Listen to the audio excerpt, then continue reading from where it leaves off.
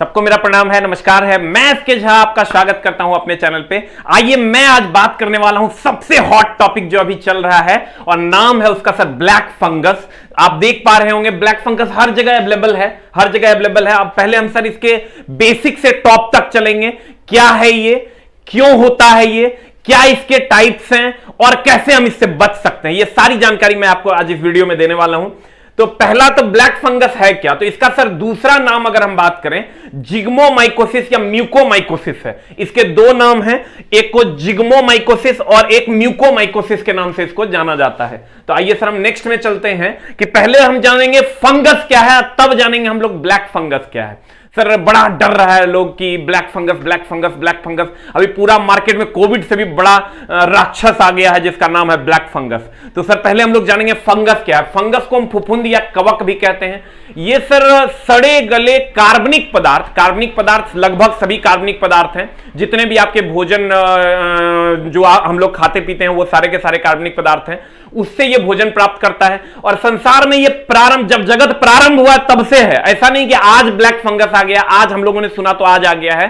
Fungus sir जब संसार शुरू हुआ था तब से ही, जब जगत स्टार्ट हुआ था तब से ही ब्लैक फंगस उपस्थित है। इवन ब्लैक फंगस भी उपस्थित है। वो अलग बात है कि इसका पहला केस जो है वो बहुत कम दिन पहले स्पॉट किया गया है। तो अपमार्जक के रूप में फंगस कार्य करता है, कवक अपमार्जक के रूप में कार्य करता है। ये सड़े गले पदार्थों से अपना भोजन प्राप्त करता है। इसका मतलब सड़े गले पदार्थों को हटाता है। अपमार्जक क्या है?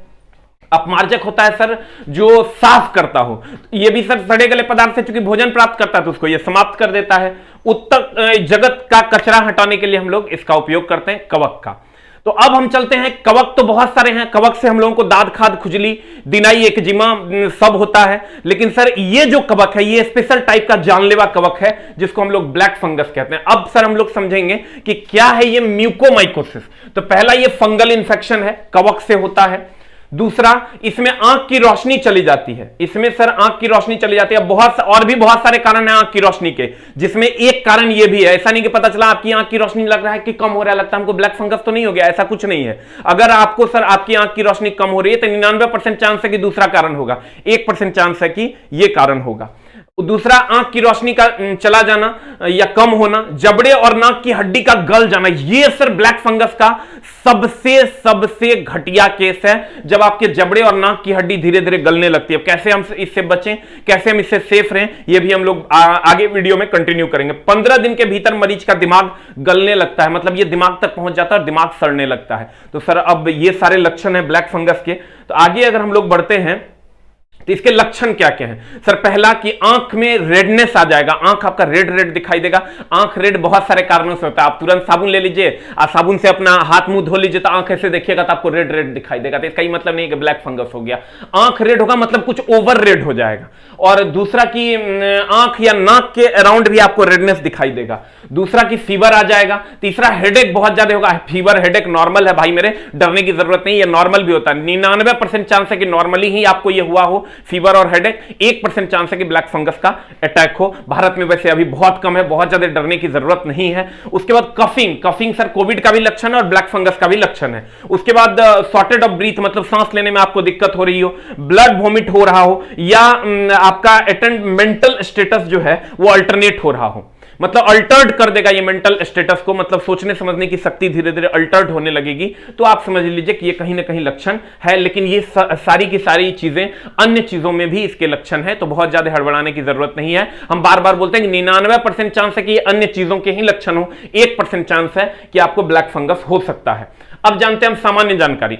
ये फंगस का नाम, ये जो फंगस है इसका स्पेशल नाम है म्यूकोर, इसी से बना है म्यूकोमाइकोसिस।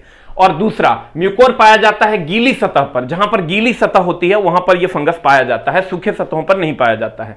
ब्लैक फंगस वातावरण में लेकिन इम्यूनिटी के कारण हमारा कुछ नहीं बिगाड़ पाता। ऐसा नहीं कि वातावरण में नहीं है, आपके अगल बगल भी है, लेकिन ये इम्यूनिटी आपकी इतनी स्ट्रांग है कि वो आपका कुछ नहीं बिगाड़ पाते। बहुत सारे ऐसे डिजीज है जो आपके अगल बगल में है, लेकिन शरीर आपका इतना इम्यून है कि आपका शरीर का वो कुछ नहीं बिगाड़ सकता। तो आप डरिए नहीं, आपके अगल बगल भी ब्लैक फंगस है लेकिन आपका कुछ बिगाड़ नहीं सकता क्योंकि आप इम्यून हैं।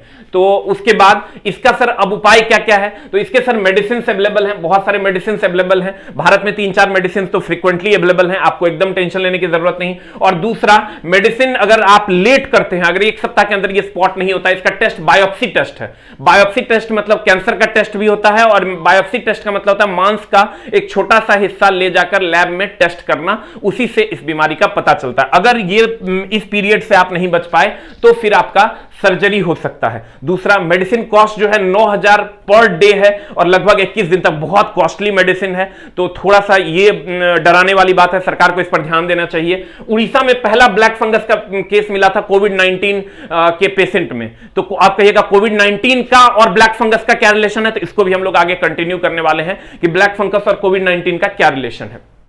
पहले हम लोग जानेंगे कि टाइप्स ऑफ म्यूकोमाइकोसिस या ब्लैक फंगस, ये 5 टाइप के होते हैं। अब देखिए क्या क्या।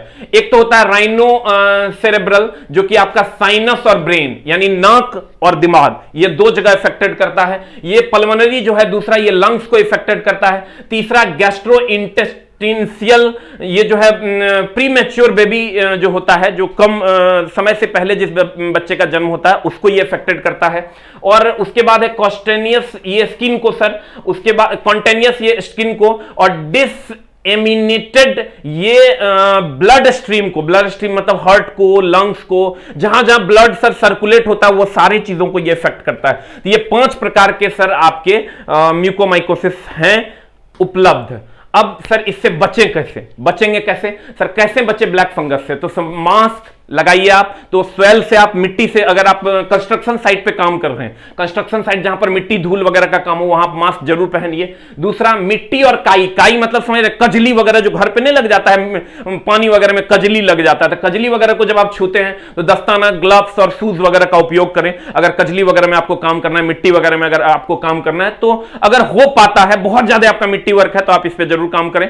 और तीसरा कि इम्यूनिटी को एकदम बढ़ा के रखें, क्योंकि सर हम बार बार बोले कि आपके अगल बगल में भी ब्लैक फंगस है, लेकिन इम्यूनिटी के कारण वो आपका कुछ नहीं बिगाड़ सकता, इसलिए आप इम्यूनिटी को एकदम बढ़ा के रखें। नींबू, संतरा या जो विटामिन सी वाली सारी चीजों को का आप सेवन करें, लेकिन डोजेज हमने इससे पहले के वीडियो में बताया था आप कितना खाएं। ये आपको कितना 3 से 4 ग्राम ही खाना है आपको विटामिन सी, ये आपको कितना खाना है, ये सारे के सारे हमने पिछले वीडियोज में आपको बताया था। उसके बाद रगड़ कर नहाना चाहिए, जहां भी सर मिट्टी विट्टी लगा हुआ हो स्क्रब करके नहाइए। कहता है सर स्क्रब करना मतलब होता है रगड़ रगड़ के नहाइए, और कोशिश कीजिए कि जो हाथ है उसको बार बार साफ करें। ये कोविड के लिए भी आपको बचा लेगा और सर कहीं ना कहीं ब्लैक फंगस से भी आपको बचा लेगा। दूसरा, डायबिटीज और सर्जरी, अगर आपको डायबिटीज है तो उसको पूरा कंट्रोल करें, और अगर आप सर्जरी किए हैं तब भी आप सर सेल्फ हाइजीन का पूरा ख्याल रखें, हाथ को धोएं और सर विटामिन सी का सेवन करें। और जब भी आप नहाते हैं तो रगड़ रगड़ कर नहाएं, ताकि आपका कहीं भी स्वेल जो है, मिट्टी आपके अगल बगल में लगा हुआ ना रह जाए, तो कहीं ना कहीं से वहां से अगर आपकी इम्यूनिटी कमजोर होगी तभी ब्लैक फंगस होगा। बहुत सारे लोग कहेंगे सर हमारे बाबूजी तो भर दिन खेते में काम करते थे, कहां ओकरा ब्लैक फंगस हो जाता है? नहीं सर, हम लोग जो किसान हैं वो बहुत ज्यादा इम्यूनिटी है हमारे अंदर, तो इसलिए हमारा वो कुछ नहीं बिगाड़ सकता है। तो ऐसा नहीं कि बहुत ज्यादा डरने की, थोड़ा सा मिट्टी लग गया उसको धो रहे हैं, रगड़ रहे हैं, ऐसा कुछ नहीं। अगर आपके अंदर इम्यूनिटी है तो आपका वो कुछ नहीं बिगाड़ सकता सर। जब से जगत स्टार्ट हुआ, जब से इस धरती की शुरुआत हुई, तब से ब्लैक फंगस अभी तक है और हमारा कुछ नहीं बिगाड़ सकती, और एकदम नहीं बिगाड़ सकती। अब कहिएगा सर ब्लैक फंगस और कोविड का क्या रिलेशन है? तो ब्लैक फंगस, कोविड से सर इम्यूनिटी कम होता है, धीरे धीरे लोग कमजोर हो जाते हैं। तो जब लोग कमजोर हो जाते हैं तो सर कमजोर हो गया तो इम्यूनिटी कम हो गया, इम्यूनिटी कम हो गया तो ब्लैक फंगस कम इम्यूनिटी वाले को खट से दबोच लेता है। तो भैया खट से कहता है आओ भैया आओ, हमारे गले लग जाओ, हम तेरा मौत के घाट उतार देंगे। सर सबसे बड़ी बात, 50% से अधिक मरीज इसमें मौत के घाट उतर जाते हैं। तो अगर आप सर कोविड से रिलीज हुए हैं तो आप कोशिश कीजिए कि अपना सेल्फ हाइजीन मेंटेन करने का, पूरा हाथ को अगर धोते हैं तो धोइए, मास्क पहनिए, मिट्टी से थोड़ा सा अलग रहिए, और कोशिश कीजिए कि सर विटामिन सी का जितना ज्यादा से ज्यादा कोविड के बाद भी सेवन करते रहें, नहीं तो मामला गड़बड़ हो सकता है। तो इससे सर अगर कोविड के बाद आप अपने आप को बचाना चाहते हो तो विटामिन सी और सेल्फ हाइजीन मतलब हाथ पैर धोने का, मिट्टी से थोड़ा सा दूर रहने का। हम लोगों को मिट्टी से दूर रहने की जरूरत नहीं है क्योंकि हम लोग खुद इम्यून हैं, लेकिन अगर तबियत खराब होता है और आपको लगता है कि मैं बहुत कमजोर हो गया, मेरी इम्यूनिटी कम है, तो सेल्फ हाइजीन का पूरा ध्यान रखें। यही रिलेशन कोविड, और कोविड कहता है हम तुमको कमजोर कर देंगे, तब कहता है ब्लैक फंगस की हम तुरा पे अटैक कर देंगे क्योंकि तुम्हारी इम्यूनिटी हो गया है कम।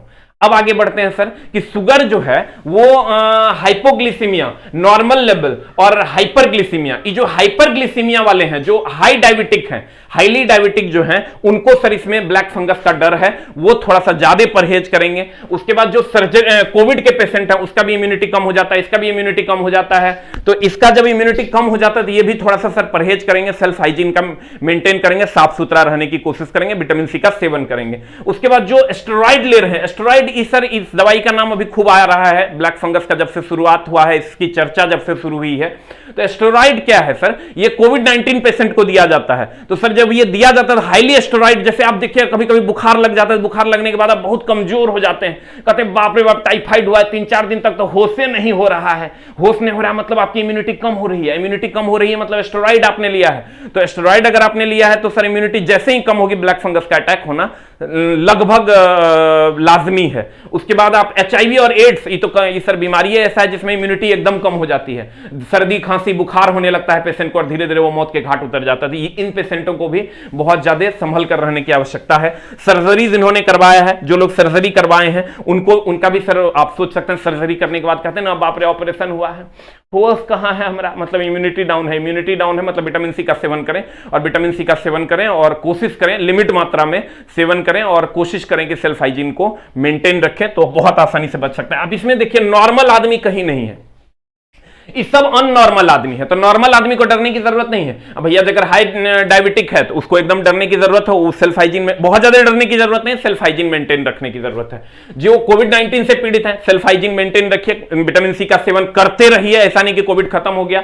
स्टेरॉइड जिन्होंने लिया है कोविड वगैरह में तो सर उनको भी थोड़ा सा संभल के रहने की जरूरत है। एचआईवी वाले लोग और सर्जरी वाले लोग, इसमें कहीं भी कॉमन आदमी नहीं है, तो हम कॉमन आदमी को डरने की जरूरत नहीं है, एकदम आपको डरने की जरूरत नहीं है, क्योंकि ये कॉमन आदमी का कुछ नहीं बिगाड़ सकता। क्योंकि जब से सर ये यूनिवर्स शुरू हुआ है, ये विश्व शुरू हुआ है, तब से अभी तक ये उपलब्ध है और हमारा कुछ नहीं बिगाड़ सकता है, इसलिए आपको डरने की बहुत ज्यादा जरूरत नहीं है। उसके बाद सर अब इससे बचें कैसे? तो आत्मविश्वास सर, आत्मविश्वास अगर आपका तगड़ा है और आप ये सारी चीजें इम्यूनिटी, मास्क, पर्सनल हाइजीन और डायबिटीज को कंट्रोल करके रखते हैं, स्टे अवे फ्रॉम स्टेरॉइड्स होते हैं, स्टेरॉइड्स जैसी गोलियों से आप दूर रहते हैं, और स्टे अवे फ्रॉम शुगर, अगर आप शुगर से दूर रहते हैं, शुगर अगर आपका बहुत surgery, stay away from surgery, अगर आपका सर्जरी हुआ है तो आप कोशिश कीजिए कि सर्जरी अगर अभी करवाना है तो अभी ना करवाएं, डेट को आगे लेकर जाए। सरकार भी कह रही है चूंकि मेडिकली इमरजेंसी लगभग हो ही गई है, तो आप सर बहुत ज्यादा अपने ऑपरेशन के लिए बहुत ज्यादा चिंतित ना रहें और आत्मविश्वास बनाए रखें।